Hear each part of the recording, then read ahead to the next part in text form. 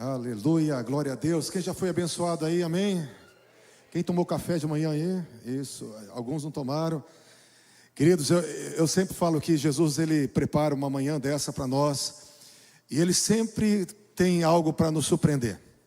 Mas Ele surpreende quem tem fome, quem tem sede, quem tem expectativa, quem espera algo mais do Senhor.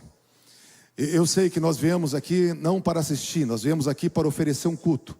E quando você está oferecendo o teu culto, a tua adoração, esteja entregando o seu melhor e na expectativa que Deus vai se revelar para você.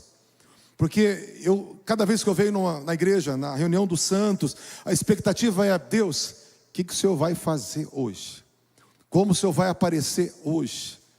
Nós precisamos sempre ter uma experiência com Deus. Por isso, mais do que uma mensagem que você vai ouvir, eu quero, sabe, e eu tenho orado para você ter uma experiência com o Senhor. Amém? Nós estamos no nosso assunto, que é o caminho do amor, em 1 Coríntios capítulo 13. E nós vamos ler 2 versículos, 1 Coríntios 13. Quem puder abrir a palavra do Senhor. Primeira carta aos Coríntios, capítulo 13, versículo 5 e versículo 7. Versículo 5 e versículo 7.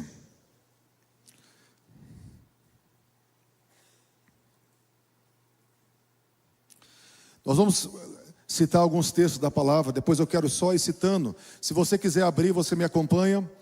Se você quiser só prestar atenção, também pode ficar à vontade, tá certo, queridos?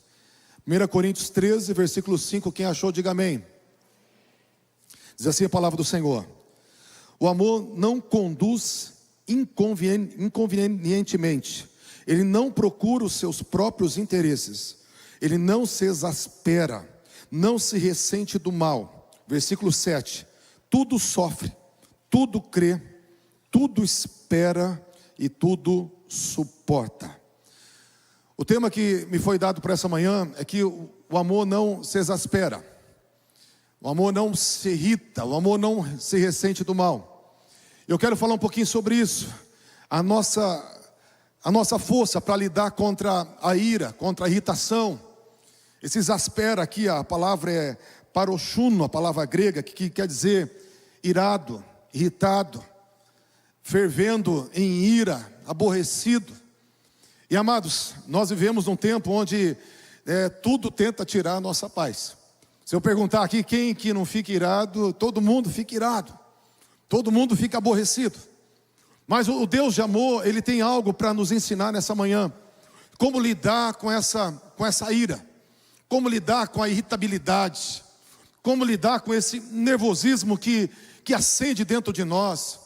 E quando a gente não sabe lidar com ele, a gente acaba fazendo tantas coisas tolas, porque fala que a ira abriga no coração dos tolos. Então nós acabamos fazendo tantas coisas que depois a gente se arrepende amargamente, quando a gente não sabe lidar com a ira. Eu quero falar aqui antes, a ira, antes de falar da ira, eu quero falar as duas frases: o amor não se exaspera, o amor não se ressente do mal. Ressentir do mal é uma palavra também grega, que quer dizer contar, contabilizar, meditar, ficar ruminando. Então, na verdade, queridos, a ira, ela não pode ser delongada. A ira não pode ser meditada. A gente não pode ficar sentindo ou pensando. O amor não se ressente do mal, ele não fica ruminando, contabilizando aquela dor, aquele evento que nos machucou. A ira, ela vem de um sentimento de injustiça. O que desperta a ira em nós são sentimentos de injustiça. E vivemos num mundo injusto. Temos relações com pessoas que falham. Nós estamos num mundo onde o amor é pouco diante do egoísmo que é tão forte. Vivemos num mundo onde a vida é injusta, a economia é injusta, o sistema é injusto, às vezes os valores também são injustos. Então, como que a gente não vai ficar aborrecido? Como que a gente não vai ficar irado? Se a ira vem por causa de sentimentos de injustiça. Tanto que a palavra do Senhor fala por duas vezes que a gente vai ficar irado. Efésios 4:26 e Salmo 4:4 diz assim, o mesmo texto: irai-vos e não pequeis. Parece que Deus está mandando irar, porque fala irai-vos, é imperativo, né? Parece que Deus está dando uma ordem, fique irado. Não, Deus está falando assim: vocês inevitavelmente vão ficar irados. Vocês inevitavelmente vão ficar aborrecidos, irritados, vão ficar inflamados de ódio. Inevitavelmente isso vai queimar dentro de vocês. Mas não pequeis. O não pecar, querido, fala que a gente precisa trabalhar com essa dor, trabalhar com essa dor da injustiça, trabalhar com essa irritabilidade que nos pega de súbito.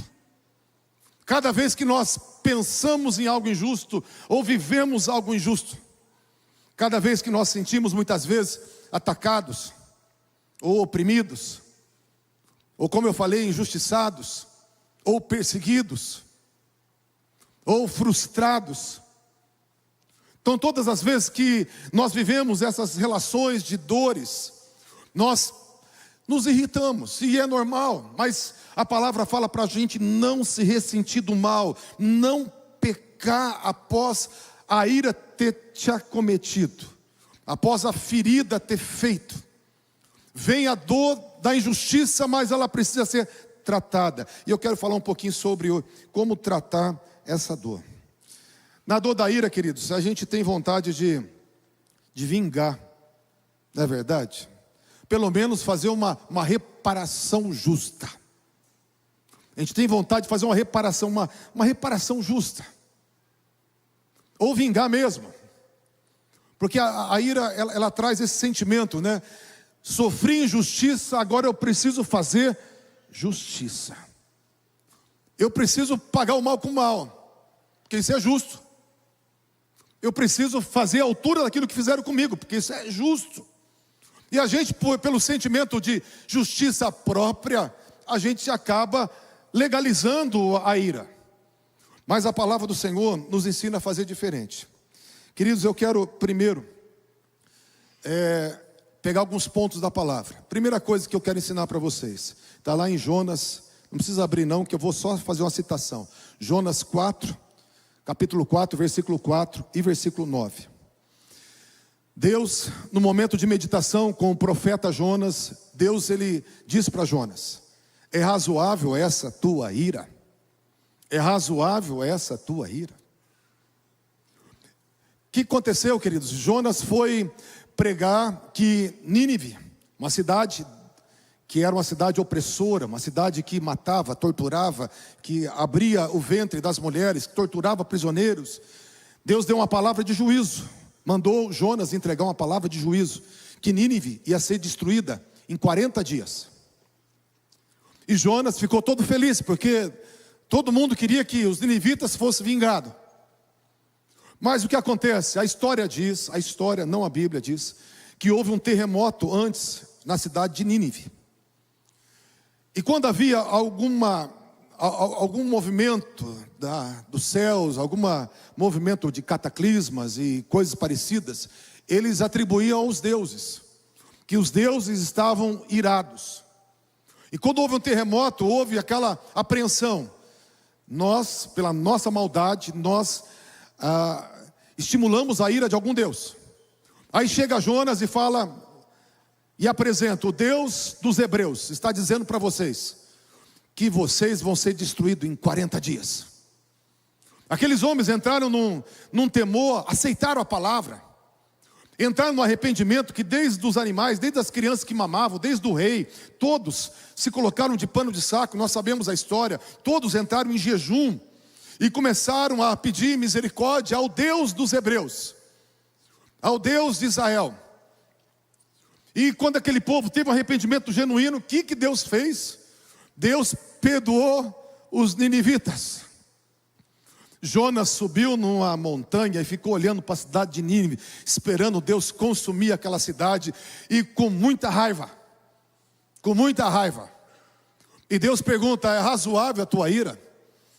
Aí num dia que ele estava lá esperando Deus destruir, Deus fez crescer uma boboreira e deu plantas e cobriu ele, porque ele estava no sol. Daí fez uma sombrinha ali, um guarda-sol ali para Jonas. Jonas ficou feliz porque Deus fez isso para ele. Daí no outro dia de manhã um verme foi lá e comeu a planta, e a planta secou. Aí Jonas falou assim: eu quero morrer, é melhor morrer do que viver. Aí Deus de novo fala: é razoável a tua ira? Tua ira é razoável? Se você está tendo misericórdia da planta, eu não posso ter misericórdia de mais de 120 mil que não sabe discernir a mão direita da mão esquerda.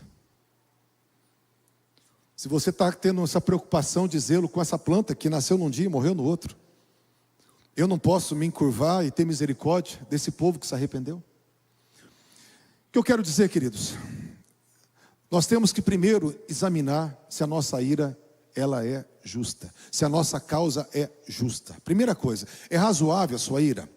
Por quê? Porque muitas vezes a ira nossa, ela não é justa. Muitas vezes nossa ira não é razoável, ela não é correta. Tem muita gente infantil que vira e mexe, está irritada. Pessoas egoístas que estão sempre irritadas, sempre frustradas, porque ficam esperando de tudo, de todos, e daí quando alguém não faz o que ela espera, ela está irritada, porque ela não é uma pessoa amadurecida. Quantas iras que não são justas? Tem pessoas que fazem o mal, aí quando vem a colheita daquilo que elas fizeram, elas ficam iradas, porque mesmo elas fazendo mal, elas querem que só coisas boas aconteçam com elas. Quantas vezes a gente, tem tanta ira, que é por infantilidade, é por inveja. Muitas vezes a nossa ira é por inveja sórdida, uma inveja podre. A pessoa fica irada porque o outro prosperou, irada porque o outro foi abençoado. Gente, tem tanto motivo para ira que não é razoável. Pessoas que são feridas e têm medo de ser feridas de novo, delas iram quando estão com medo. Nem foram atacadas. Quando tem uma ameaça de serem atacadas, elas já atacam primeiro. Por quê? Feridas, infantilidades, imaturidades, por causa das feridas. O que eu quero dizer é que tem muita ira que a gente vive, que não é razoável, que não é uma ira de causa injusta. É uma ira que a gente está vivendo por coisas que a gente criou. Tem pessoas que se iram porque tem uma arrogância tão cega, que elas não conseguem ver que elas estão sendo as causadoras daquele momento. Quantas vezes a gente vê pessoas assim, esbravejando, quando você vai ver, ela está esbravejando, mas ela foi a causadora daquela confusão toda. Ela foi a causadora daquela injustiça. E eu quero ler um trecho da palavra do Senhor. Está em 1 Pedro 2, 19 a 21. Porque a primeira coisa que nós temos que procurar é se a nossa ira é justa. Tem ira justa? Tem ira justa. Mas tem ira injusta. Então nós temos que avaliar se a nossa ira é uma ira que nós estamos sofrendo injustamente, com uma consciência para com Deus. 1 Pedro capítulo 2, 19 a 21. Segure em 1 Pedro que depois a gente vai voltar para ele, tá? Diz assim a palavra do Senhor: porque isto é agradável, que alguém suporte tristezas, sofrendo injustamente, por motivo da sua consciência para com Deus. Então aqui o primeiro versículo, gente, sofrer injustamente traz o quê? Traz ira, aborrecimento, irritação. E a palavra fala que é agradável para Deus que você sofra injustamente, por causa da tua consciência, de fazer a coisa certa, e está sofrendo aquele ataque injusto. Versículo 20: porque que glória há, se pecando e sendo esbofeteados, e por isso suportais com paciência? Se entretanto, quando praticais o bem, sois igualmente afligidos e suportais com paciência, isso é agradável a Deus. Porquanto para isso mesmo fostes chamados, pois que também Cristo sofreu em vosso lugar, deixando-vos o exemplo para seguirdes os seus passos. Aqui fala que tem uma glória para quem sofre, mas fala que glória há se você, pecando, é esbofeteado. É uma linguagem metafórica, está falando que você faz a coisa errada e colhe a maldade, não tem glória nenhuma. Você provoca e alguém vai e te agride, não tem glória nenhuma. Você é barraqueiro, daqui a pouco tem aquela confusão e a pessoa fala algo de você, não tem glória nenhuma. Você distrata as pessoas, daqui a pouco as pessoas falam que você é uma pessoa antipática, não tem glória nenhuma. No julgamento do outro, quando você é o provocador daquilo, se esbofeteando, se você pecando é esbofeteado, não tem glória. Mas se você for afligido, fazendo o bem, tem uma glória. Tem uma glória. E a palavra fala, porque Cristo sofreu também. Cristo sofreu injustamente, deixando-nos o exemplo para seguirmos os seus passos. Há um processo na injustiça que é muito bom. A escola de caráter. Todo o processo da injustiça é para forjar um caráter em mim e em você. Quando fala que é agradável a Deus que você sofra injustamente, não porque Deus é um Deus que fica olhando para você, um Deus que quer ver o teu sofrimento. Não, queridos, não é isso não. Pelo contrário, Deus está olhando para você para te ajudar. Ele sabe que você está no mundo de injustiça, vai ter injustiça, mas Ele quer que você se pareça com o Filho Jesus Cristo. E a palavra fala que nós temos que seguir os seus passos.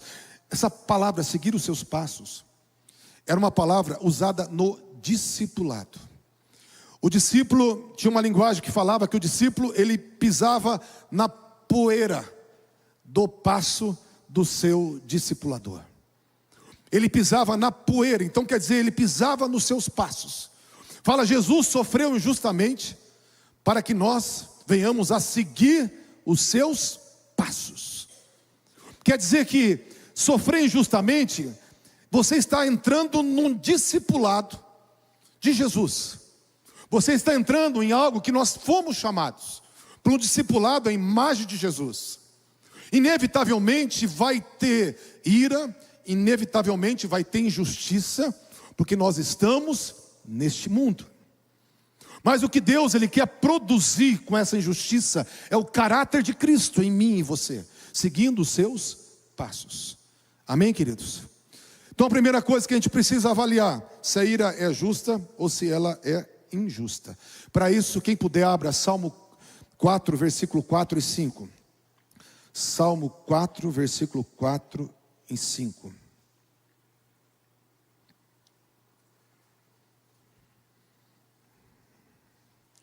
Tem gente que é tão cega que fica acusando os outros dos seus próprios erros.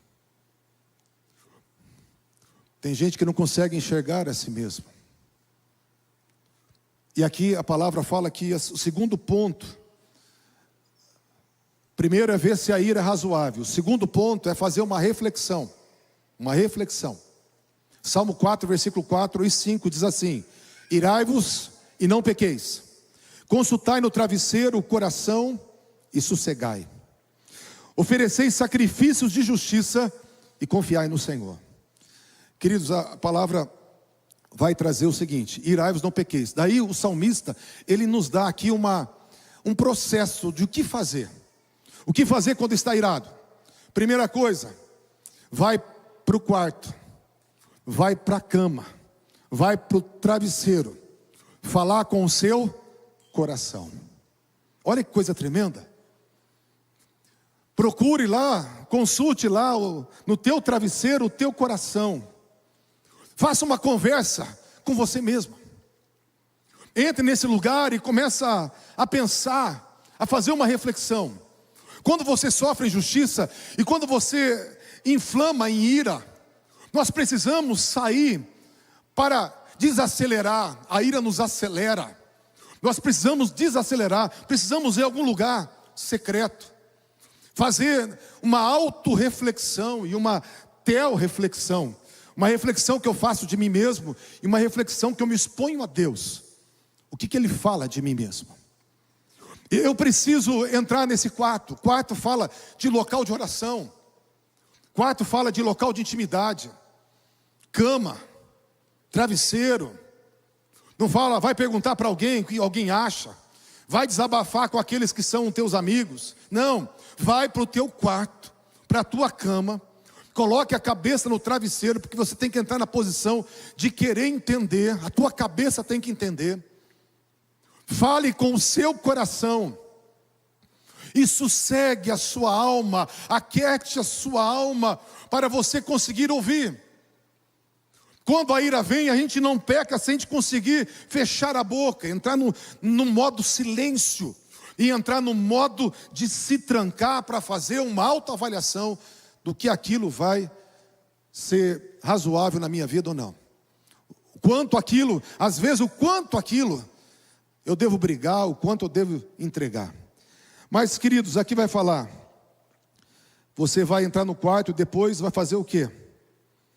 Oferecer sacrifício de justiça e confiar no Senhor. Isso aqui é tremendo, porque sabe onde está a justiça de Deus para nós? Cristo perdoando os nossos pecados, Ele estabeleceu a justiça de Deus para a humanidade. Aquele que não conheceu o pecado se fez pecado por nós, para nos dar a sua justiça. A justiça de Deus, ela foi feita quando Ele estava naquela cruz, perdoando os nossos pecados. Fala que você vai entrar com ira no teu quarto, você vai fazer uma reflexão, e depois você vai fazer um sacrifício de justiça. Um sacrifício pela justiça.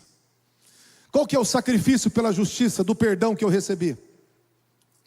Que eu devo perdoar da mesma forma que eu fui perdoado.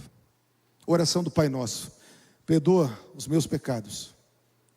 Perdoa os meus pecados, assim como eu tenho perdoado. E Deus, Ele já tem nos perdoado para nos ensinar a perdoar.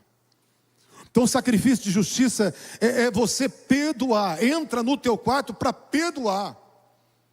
A primeira coisa que você deve fazer quando você for injustiçado é perdoar. Mas não é legal, é injusto, é um sacrifício. Não fala que é assim, apenas um momento gostoso. Fala que é um sacrifício de justiça. Mas pastor, se eu perdoar, vai fazer de novo. Última frase: confiai no Senhor. Confia no Senhor. Vamos falar um pouquinho mais sobre isso. Confiar no caráter de Deus, confiar nos olhos do Senhor, confiar que Deus está no trono e Ele é um rei justo, que julga com justiça. Confiai no Senhor.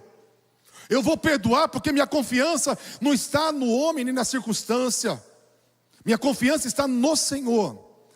E tem um atributo de Deus que fala que Ele é justo, fiel e justo. E Ele pesa todas as obras em balanças. Ele tem tudo pesado de forma correta. Ele está no trono julgando todas as coisas. Então quando eu entendo que Ele tem que julgar, eu posso perdoar e entregar o julgamento para o Senhor. Vamos continuar, queridos, falando sobre isso. A palavra fala, 1 Pedro ainda, quem deixou aberto, capítulo 2, volta, 2, 21 a 23. 1 Pedro 2, 21 a 23, quem deixou aberto. Então quando a tua ira é justa, você tem que entregar ela para um Deus justo. Se for razoável a tua ira, se ela for correta, tem que entregá-la para Deus. Você tem que perdoar, mas entregar a causa para Deus. Eu tenho que perdoar os meus ofensores, eu tenho que perdoar aqueles que me perseguem, tenho que perdoar aqueles que se levantam injustamente, mas eu preciso perdoar, mas também fazer uma entrega para Deus. Pastor, onde está isso na Bíblia? Vamos ler. 1 Pedro 2, 21 a 23. Voltando aqui o versículo 21. Porquanto para isto mesmo fostes chamados, porque também Cristo sofreu em vosso lugar, deixando-vos exemplo para seguir os seus passos, o qual não cometeu pecado, nem dolo algum se achou em sua boca. Pois ele, quando ultrajado, não revidava com um traje. Quando maltratado, não fazia ameaças, mas entregava-se àquele que julga retamente. Jesus, ele fez a opção de não pagar o mal com o mal. Ele fez a opção de nem falar do que estavam fazendo contra ele. Ele fez a opção de nem ameaçar, porque às vezes a gente não paga o mal com o mal, mas a gente faz uma ameaça. Nem ameaçar, nem revidar. Ele não pagou o mal com o mal e ele fez o quê? Nem com a sua boca houve dolo, houve maldade. Mas como que ele vencia esse momento da ira, da injustiça? Entregando-se àquele que julga retamente. Ele entregava a dor injusta, porque ele tinha dor. Ele entregava a sua ira como homem para aquele que estava no trono. Jesus estava aqui dependendo do Pai para nos ensinar a gente fazer a mesma coisa. Correto, queridos? Então, se ele estava ensinando eu e você a fazer a mesma coisa, ele estava ensinando eu e você a entregar tudo para o Pai. Momento onde você ora. Como você entrega algo? Orando. Você vai citar o que aconteceu. Vai mencionar. Você não vai contabilizar para o teu coração, mas você vai contabilizar para que os céus saibam. É lógico que Deus já sabe. Mas agora é você entregando essa dor. Falou: Deus, eu estou fazendo a opção de perdoar. Mas fizeram isso, isso e aquilo. E eu estou entregando diante do Senhor essa injustiça. Eu não sou aquele que julgo, mas o Senhor é o que julga retamente. E eu estou me entregando e entregando ao Senhor. Amém, queridos? Tiago 1, 19 a 20, eu amo esse texto. Quem quiser abrir, quem quiser só ouvir, diz assim: sabeis estas coisas, meus amados irmãos. Todo homem seja pronto para ouvir, tardio para falar, tardio para se irar. Porque na ira do homem não opera a justiça de Deus. De novo nós vemos algo. Se você entrega sem pagar o mal com o mal, preste atenção.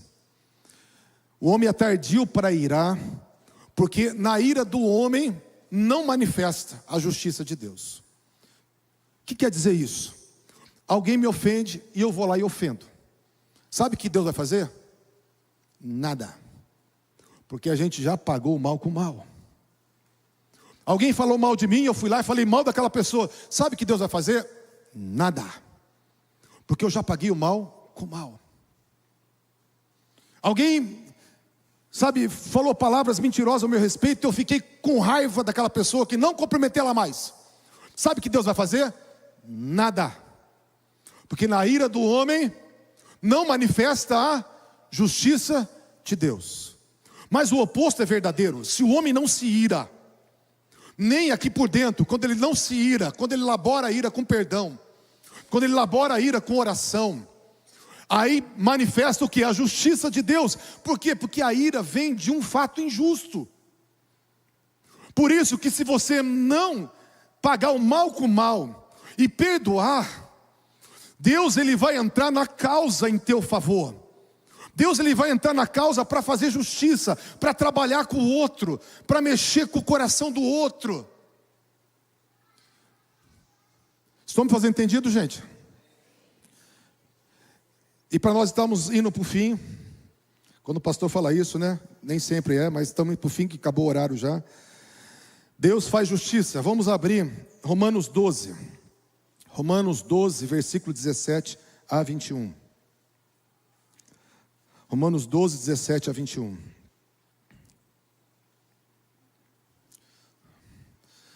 Quando Deus ele fala que vai fazer justiça, quando é para entregar para aquele que julga justamente, a gente entende que Deus se ira, Deus faz justiça, Deus está no trono, Deus é o justo juiz, Deus ele pesa todas as coisas, Deus não está indiferente na história.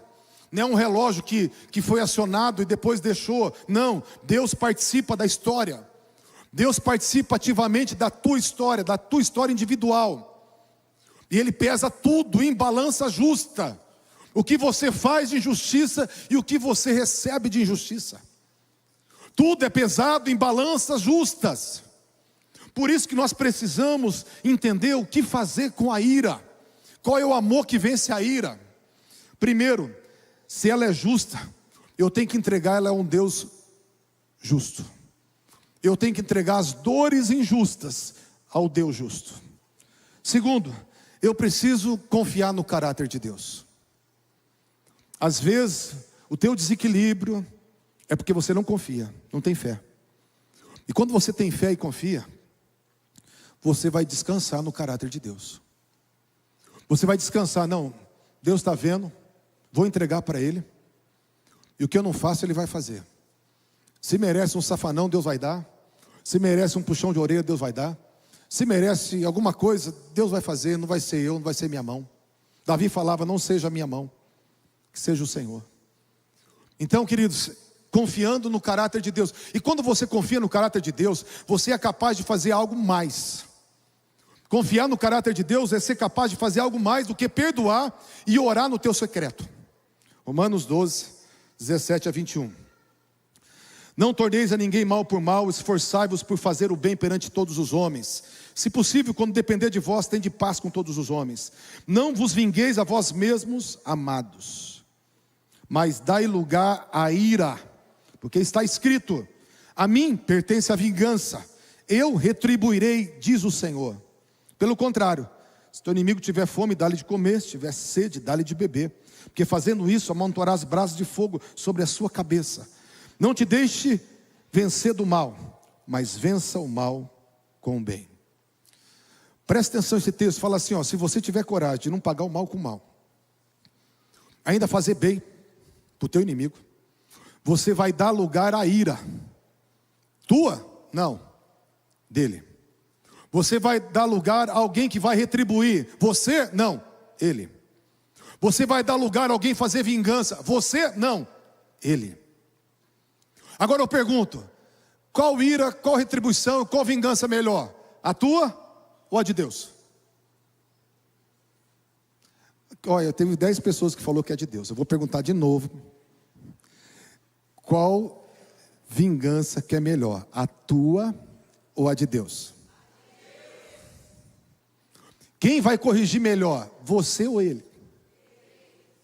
Queridos, quando a gente entende que Ele vai corrigir melhor, Ele vai ensinar melhor, Ele vai tratar melhor, Ele vai reparar melhor, Ele vai retribuir melhor para Ele, para mim, para os outros. Quando eu entendo isso, eu entro no lugar de descanso, ao ponto de amar os meus inimigos, de dar pão, de dar água, de fazer o bem a todos os homens, até os meus inimigos, porque eu estou deixando na mão de alguém que sabe o que vai fazer. Quando eu sou capaz de perdoar, de orar entregando a ofensa, e também fazer o bem aos meus ofensores, eu estou dando lugar à ira de Deus, à vingança de Deus, à retribuição de Deus, à correção de Deus. O problema é que a gente precisa entrar nesse lugar de amor, que tudo confia, que tudo crê, para eu poder descansar num Deus que tudo faz. Nós ficamos irritados, magoados, não perdoamos, ressentidos, porque não confiamos em Deus. Nós nos vingamos porque não confiamos em Deus. Nós nos iramos porque não confiamos em Deus. Porque se você confiar em Deus, Ele vai fazer justiça. Todos os textos de injustiça, entregando aquele que julga retamente, não irando para você experimentar a justiça de Deus. Todos os textos, dai lugar à ira, porque a mim está escrito, a minha é a vingança, e eu recompensarei, diz o Senhor. Só chamar o louvor aqui, fazendo um retrospecto. Primeiro nós temos que ver se a ira é justa, porque muitas das nossas iras são injustas. Segundo, nós temos que acalmar nosso coração com uma reflexão no local secreto. Você tem que desacelerar dessa ira. Terceiro, você precisa perdoar, sacrifício de justiça, perdoar os teus ofensores. Quarto, você tem que entregar tudo ao justo juiz, que está no trono, que está julgando todas as coisas. Você tem que confiar no caráter de Deus. Você não pagando mal com mal e amando o seu inimigo, você vai deixar a causa na mão daquele que vai fazer a melhor coisa. Ele vai tratar, ele vai corrigir, ele vai falar, ele vai recompensar. Se precisar, ele vai vingar, se você amar até os teus inimigos. E quando você descansa nesse amor, onde tudo sofre, tudo crê, tudo espera e tudo suporta. Vamos se colocar em pé.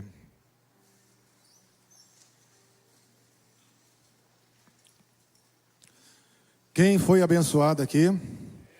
Estava um silêncio assim aqui, sabe aquele silêncio?